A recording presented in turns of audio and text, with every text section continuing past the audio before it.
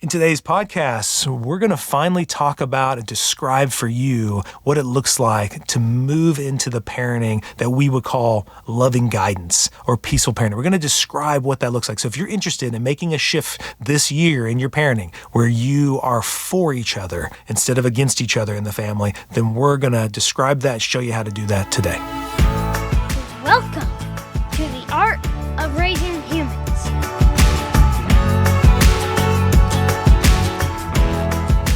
Hello and welcome to episode 62 of The Art of Raising Humans. I'm Kyle. And I'm Sara. And this is part 2 coming into 2023. I still think we can say Happy New Year. Yeah. Right? Happy New Year. Because this is like coming down. January. As long as it's January, you're Fantastic. allowed to say it. That's right. It's January. We are excited because we're going to go to Disney World soon, right? Yeah, visit my parents. Okay, so it'll be great. So we've got a vacation plan. We haven't done something like, a vacation for quite some time. So we're excited about doing that. But we really wanted to get this out to help parents at the start of this new year. If you haven't heard, I would encourage you to go back to episode 61, where we really delved into defining these 4 distinct parenting styles that are really common that you see in families and couples. Okay, and so we did I think a lengthy job in our last podcast describing 2 in particular. We looked at neglectful just a little bit, but we spent most of the time talking about what authoritarian is and what permissive is.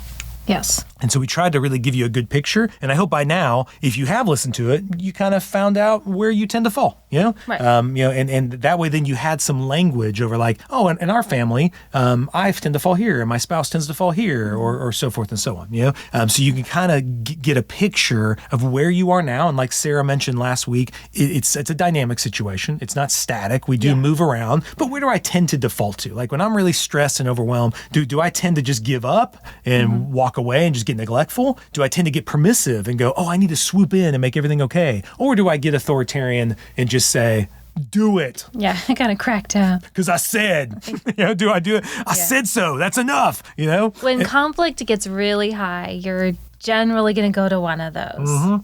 When, like you said, when you're stressed or when things are tough, you'll fall back on. Well, and even look back at how you were parented. Where did your parents tend to go? Where would you describe their styles? Okay, so we're going to go in today to the top right, which I'm saying top right because we gave you like a 4-quadrant approach. The top right today is where you're doing high expectations and high support. That's going to be the parameters in that quadrant where we're going to know that that's where we want to go. We want to get out of these power dynamics that those other dichotomous ways of parenting took us towards, where it's either this or that, either I'm doing it for you or I'm making you do it, to I'm doing it with you.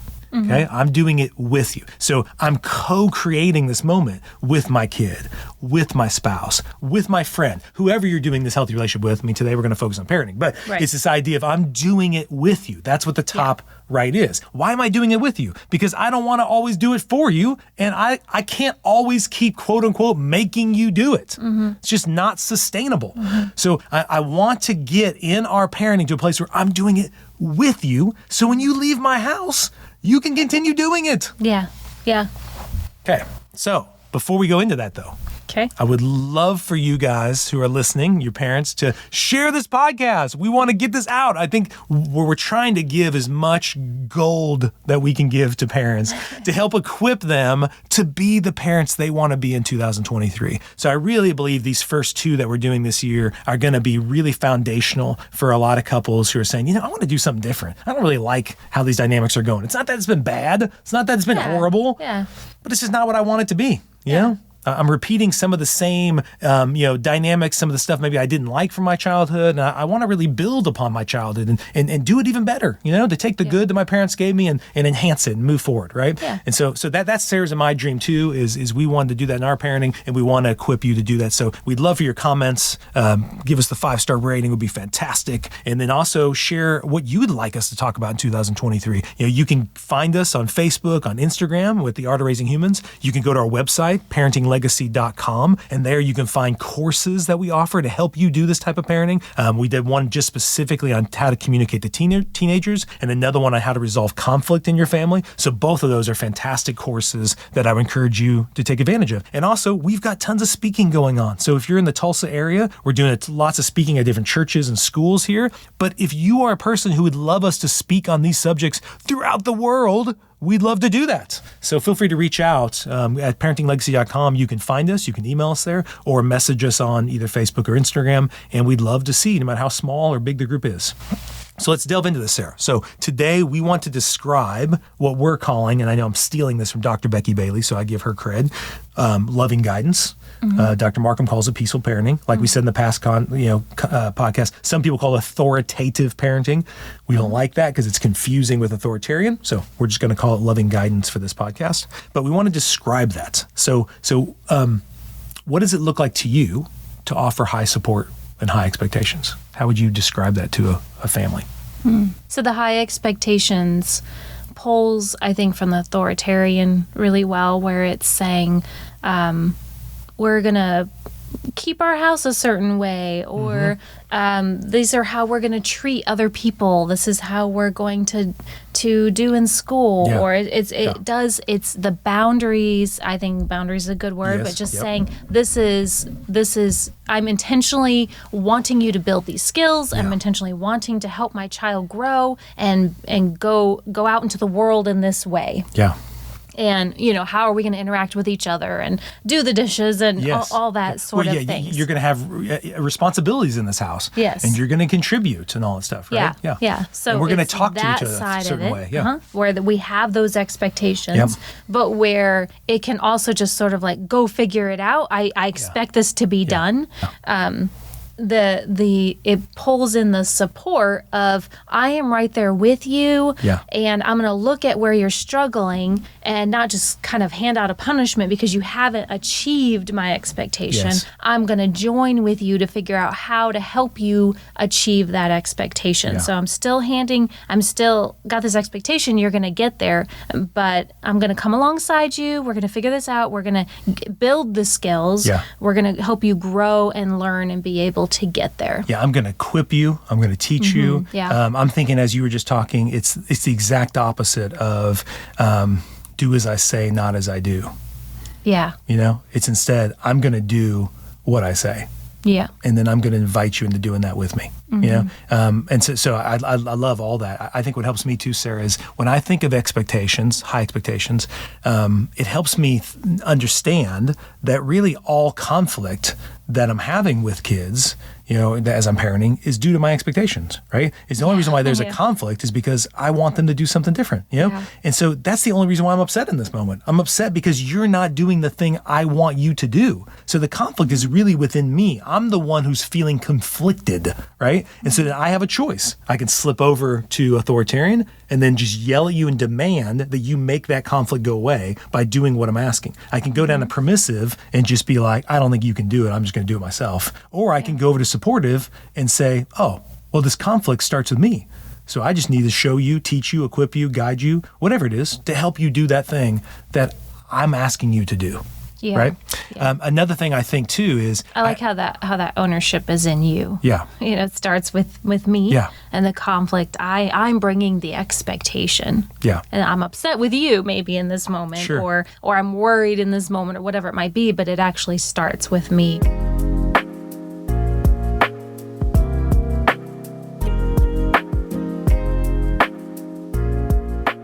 And another thing, I kind of made this up, this in my head just to help me. I try to let myself go to only two spaces when the kid isn't achieving the expectations. And once again, to the people who are listening, I try to let myself do this about marriage, about friendship, about any relationship I have, is if that human being, in this case, we'll talk our kids, is not reaching that expectation I have on how they talk to me, how they treat me, how we interact, whatever it might be, I think it's only one of two things. Either they don't believe they can do it, like they don't have the They don't have the self-esteem or the self-confidence to believe they can achieve the thing I'm asking. Skill set. Yeah, or they don't know how to do it. So that's the knowledge. Okay. The knowledge is they don't have the skill, right? Yeah. So either they don't believe they can achieve the thing I'm asking. They think it's too much, right? So they don't have this confidence. So there, what I need to do is encourage them, right? I need to encourage them. And then the other, they don't have the knowledge. Like they don't quite understand what I'm asking or don't know how to do the thing I'm asking. So now I need to really like just teach them, right? If I let myself go to a third one, which is easy to do, and I know a lot of parents default to, is the kid is not doing it on purpose. You know, the kid is purposely defying me. The kid is and I'm not saying kids never do that. They do at times. Marriages, we do that in marriages too, right? It is just not helpful to me to default to that. Because if I do, it now turns me against my kid, right? So I can't be for my kid if my kid's purposely opposing me. So I would suggest that even if the kid is intentionally doing it, it's because the kid doesn't believe I'm for them. The kid doesn't think I'm there to either teach them or encourage them. Yeah, it goes to a relationship breakdown. Exactly. So it says that kid, so even if like I were to go up to Abby's room and Abby, let's say she didn't clean her room just to spite me, well, that's because Abby thinks she was doing her room because I was going to get mad at her or make her or whatever. So she's showing me. There's some breakdown in the relationship. She's showing me I don't have to do it. For her to want to spite you. Yeah. So if I then turn authoritarian, I'm actually confirming the very thing she thought, which is I'm only going to clean this because he makes me. And then I'm going to make her, right? So instead, I've got to stop for a moment and realize, oh, she thinks I'm against her. I'm not against her. I'm actually for her. So I need to figure out how to reconnect, kind of repair the relationship and then help reframe this moment to where I'm there to help her. That having a clean room isn't about me. It's about her. Having a clean room, it feels good. Yeah. And even though that may be hard for a kid, they can get there and they can learn it. So that kind of really helped me understand expectations a little different because that's how I could keep the expectation without shifting over to authoritarian. It was me owning my part of the conflict and then just letting myself go in those two specific areas, Yeah, keeps your mindset. You're not then entering into some conflict. You're staying in a compassionate space of, there's some breakdown yes, here. Exactly. Yeah. And I'm curious even. I'm curious about why does she think she's opposed to me? Why does she think, even in drug and alcohol counseling, when I did that, Sarah, for quite some time, clients were court ordered to go there. And many of them were mad about being there. They didn't think they should have been arrested. They didn't think they should have lost their license for, whatever they were doing. They were mad. And I felt like they already thought they were opposed to me. And I had to switch that. And what we learned as drug and alcohol counselors was how to flow with the resistance. Like I think those people want to live healthy, whole lives. I don't think they want to kill anybody while they're driving drunk or, I think they want to be healthier, but they're mad at me because I'm the representation of control and power. Yeah. And I need to let them know I'm for them. So to me, I learned that skill a lot by realizing even those people who would say they're against me, they're actually not. Because they're against whatever power they think I have over them is what they're against, And I wanted to point out, Sarah, how what I think is so important for families is when you move up to that top right corner to loving guidance is how it's not going to look the same. Like when you're giving high expectations and high support, it can look really different than how I give high expectations, high support. The goal here isn't for you and I to look exactly the same. It isn't for uniformity. It isn't for us to lose ourselves and become some other kind of weird being that we're always just like acting and saying the exact same thing, right? That there's still uniqueness in how we approach it. There's still differences and we use our different strengths to get us to go up there, right? And I really think it's important for parents to understand that I thought early on it was like you were way up in that right corner before I was. And I thought my goal was to be like you. And it wasn't. That's gross. Like I shouldn't, not to say being like you would be gross, but gross. But I'm saying like me being you or me being Dr. Markham. We each have our own personality, our own style, and our own relationship with a child. So it's naturally going to look different, and you want it to look different because the child's going to go out in the world and interact with all kinds of personalities too. Yeah. So it's great to know that it can look different. It's great to know you're not going to look the same, and you can't look at somebody and go, "Oh, I need to be the parent they are." You still get to parent from your place and your uniqueness, and your child needs you to show up in that way. Yeah. I think, Sarah, with that uniqueness and with those differences, I think our kid not only they do need us to do that because it's who we are. you know? Yeah, So and be our authentic self. Exactly. Yeah. So not trying to put on a mask and be like, this is what a good parent looks like and does. And like, oh, are we being good parents right now? It's really about us just saying, hey, let's have a unified goal and vision. And our unified goal is to have high expectations, because you and I have high expectations on our kids. I mean, very high expectations on just the human beings. And we have them because I believe they can be fantastic human beings, right? And we have high expectations on ourselves. And we have high expectations on our marriage, right? So what I wanted to do real quick is show how it's different, like how you and I do it differently, and yet still are up in that right quadrant. So how does it look different when you and I do that? I think our specific personalities, you're very much more out there and loud and strong, and you have this big personality. I am more gentle and quiet, and so it's very awkward, or I don't know if that's the right word, but for you to try to be that gentle, quiet person, or for me to try to show up as big as you can when you walk in a room with the kids or something, it wouldn't work. It absolutely wouldn't work. And we had talked before about that. One place this shows up is where, let's say our child is having trouble going to sleep at night, and I often will take that one, because I come in, and what that looks like for me is calming them down and helping them settle and feel safe and loved, so they can just let themselves go to sleep. Because a lot of times, maybe they're too tired, or they're wound up about something, and it's just getting them to that calm place. And so I come in with my personality is more just naturally that way. And so that's where I can come in and support that okay, you need to get to bed. Let's do this. And that annoys me. Like I'm not as good at that, right? So like I'm typically like, hey, see ya, love you, kiss ya, prayer, sing, out the door. Let's go, we're done, right? I've got other things I want to do. And that's just more my personality. And there have been times I've lingered and I've done it and I've been there when they needed that, right? But in general, you're just better at that. And so there is kind of like, hey, I could do this tonight, but I think you go ahead and do that, right? I find, Sarah, I've got to be in like a certain kind of space to be that. Otherwise, I am very kind of focused on the next thing, right? So we're going to bed, let's just go to bed, And I find myself getting kind of annoyed if the kid continues to feel these big emotions at night. And so it's so fantastic that you're good at that, But there's other things, like at times where you were commenting on, like if there are moments where certain kids, like let's say Abby was really emotional, right? Where somehow Abby seems to gravitate more towards me in those moments, and I can help hold that with her. And for some reason, I don't get annoyed by that at all, and she can cry with me, and I can work through it in a way that it doesn't seem to be as effective or as helpful when you do it, right?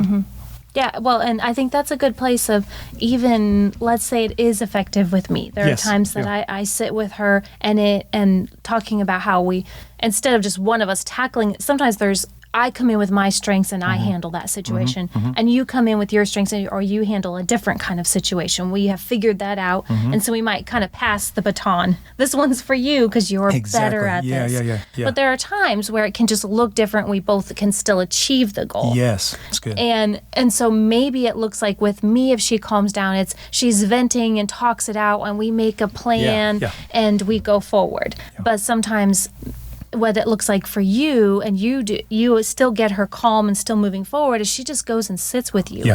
And sometimes she even asks for that, and she's like, I just need to go sit with Dad for a while. And sometimes I don't even know if you talk. It's just the space, you just hold that space with her, and she is able to move through and let the feelings pass and go forward. And I know eventually you do circle back around and have a conversation.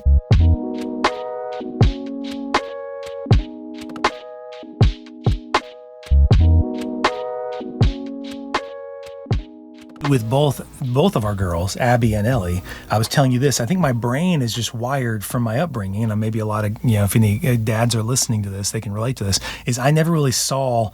I saw girls get comforted when they were upset. I saw a mom or dad hold the daughter and cry and do that, right? And so that for me seems natural and easy for me to do. But like when Brennan, our son, gets upset and he's crying and upset, there is, even though I'm a counselor, so I know boys can cry. I know that's healthy. And I cry a lot too. I cry probably the most of the whole family. I can get emotional with movies or things like that. But in general, it triggers something in me where I have to, like, in order to be there for Brendan, I really have to work through a lot of like past issues. I have to be like, no, it's okay that Brendan's crying. It's okay. Like, I can help him with this. But many times it's just like, I think Sarah would be better Pass at the this. baton. Sarah, you take care of this. I'm getting super annoyed that Brendan keeps crying about this. This is bothering me, right? And I may still circle back with Brendan and talk to him about it, but just in that moment, I can tell I'm not going to be able to keep the high expectations and give the high support. I'm about to slip over into my authoritarian, right? And so I know, hey, honey, can you take care of this? And then you'll do it. Brendan will get the nurturing he needs. And then by then, I'm back up to my prefrontal cortex. I'm now calmer. I'm not as triggered by it. Then I can guide Brendan in a way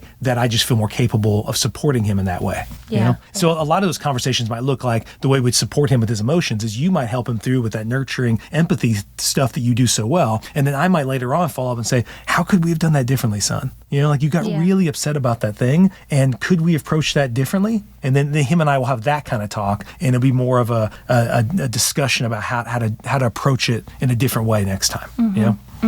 So that's an example of just you and I, you know, how we do it differently. Because I don't want to hear any of our listeners to hear there's this one way of doing it, and it's going to look like that every time. I mean, I'm even thinking, Sarah, it was a light bulb moment when I read Dr. Cohen's book, Playful Parenting, where he also has, you know, the same kind of approach of doing loving guidance, but he just does it differently. So I remember Brendan was maybe like 3 or 4 when I read that book, and Brendan at that time was in this habit of when he'd get mad, he'd growl at me. And the first few times I got real authoritarian. I would be like, don't you growl at me. Like, you know, and I would do it. You And then set this limit so he doesn't have to growl. And then I was like, wait, okay, in order to do it the way we're trying to do it, I guess I got to do it the way Sarah does it. Because you would be like, oh, Brendan, you seem really mad. Can I? So I would try that and be like, oh, this feels kind of gross. Like, I don't feel in that. So like, okay. Wait, I'm going to try to do this more that's more congruent with who I am, you know, more authentic to who I am. And so I remember when Brendan growled at me, I looked at him and I just growled right back at him. And I said, I'm going to eat you, Brendan. And I ran after him, right? And Brendan was like, he's running through the house. And by the time I got to him and grabbed him and started like hugging and tickling him, pretty soon he started to cry. And then he starts just opening up to me. And I was like, oh, that was actually so much more fun for me. And it seemed like I got him to that place in a way the other thing when I was acting like Sarah wasn't working. You were being authentically you and still high support, high expectation. Yes. Yeah. And it actually reminds me of how when we've had when they were littler and had some bedtime resistance, how you would easily jump into that same playful approach. It's one that fits you well and suits you, where you can still have that expectation of it is bedtime and you're going to bed. Yep. But you would use that high support of playfulness to get them there. Either a competition or go to bed like a ninja, or you would use some playful approach. And that's I think a really great example of that was a style that suited your personality and still held the high expectation, high support. Yeah. And I want to add in this, you know, that also this really helped us even in our marriage to have high expectations on each other as a couple, you know, and how we wanted to parent. You know, before we started bought into this, we were slipping back into you against me, you know, like your way. Oh, it worked that time, but let's see if it works next time, right? Or I would be like, what is she doing? That's not the right way of doing it. We'd slip into these kind of things, right? But instead, when we started thinking about marriage with having high expectations, you know, like there's a certain type of parent I would like you to be, and a certain type of parent you'd like me to be. But in order to do that, I've got to encourage you. I've got to come alongside you. I've got to see when you are, you know, like instead of commenting on the failures all the time, to see when you're succeeding and you're doing fantastic. Well, and support that. Yes. If you're stressed, or I know you've got a lot going on that day, how can I support you to be the parent you want to be? Yeah. Well, and there was many times where you saw I was slipping into being the parent I didn't want to be, and you just tag team me. Hey, would you like me to help you with this? Can I take? And I'd be, yes, get in there, because I'm about to lose it, you know? And other times when you would do that, I'd say, I'll be like, hey, why don't you go see your dad? That's right. And but I know, and our kids know that doesn't mean he's going to crack down you. Yes. And I know it's like, look, I think we're in a tough spot right now. And I know if we just can switch gears and I can get you down to him and he'll help you get into a different space and work through it. And I think that's been very, very helpful in our relationship to know that. And even the kids kind of know, I want to switch. Yeah. Well, and I hope you hear what we're saying is when you're up in that type right corner, the theme in the family, the theme in the marriage is I am for you. Yeah. So going back to like those other dichotomous ways that were based in fear, based in like, I will control you, I will make you do it, or you're out of control, so I will do it for you. I don't think you can do it. I'm gonna be easy on you. Yes, this top right corner is based in love, and it's based in this idea that my power is always for you. My power is actually there to help you, Like you said, even if you see me struggling, your power in my life is to support and encourage me, right? And to help me become the better husband that I want to be, and me to help you be the wife you want, and the mom you want to be. The word alongside. Yes. Coming alongside. We come alongside our children. Yeah. We come alongside each other. That was our goal. We definitely fail at it over and over again. But the constant goal, and we grow each day, is to just do that easier, better, more often, and always holding that as a family. We're going to come alongside each other. Yeah, and I would say also that's why the word discipleship to me is so powerful. If you don't know that, listener, every parent that I do coaching with, we talk about how the root word of discipline is disciple, and this is really discipleship. So the top right corner is discipleship. It's always an invitation to say, hey, will you do this with me? Let's co-create this together. So it's not me making you do it or doing it for you, it's doing it with you. Okay. So I know today we didn't get into real specifics about what that looks like, with specific things, specific conflicts. We've covered that in a lot of the podcasts, and we'll cover that in other podcasts to come. But I really wanted to give a bigger picture view of, if you're interested in 2023 of going this direction, we have so many resources available to you. So you can personally meet with us. You can go to parentinglegacy.com and you can schedule a session, and you can come get some one-on-one coaching with us on how to do that. You can get the courses we put together. We've done a lot of these podcasts to equip you in all types of circumstances. You can come to some of the speaking we're doing. So it's all different types of ways. Sarah and I are just really passionate about helping parents in 2023 be the parents they want to be. So if you're interested in that, please take advantage of all the resources we've given you. Share this with your friends. And I hope this 2023 is exactly the year for you to make that shift. And we are there to support you along the way. Yeah, we appreciate you. Thanks for listening. The Art of Raising Humans podcast should not be considered or used as counseling, but for educational purposes only.